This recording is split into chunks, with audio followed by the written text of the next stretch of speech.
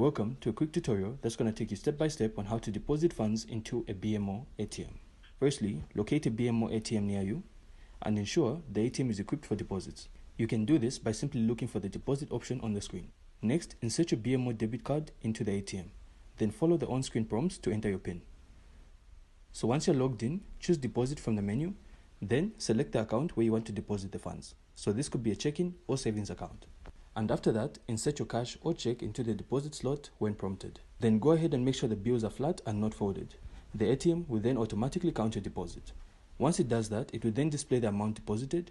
So go ahead and review this amount for accuracy, then confirm the deposit. Next, you then have to choose whether you want a receipt or not. The ATM will then complete the transaction and return your card.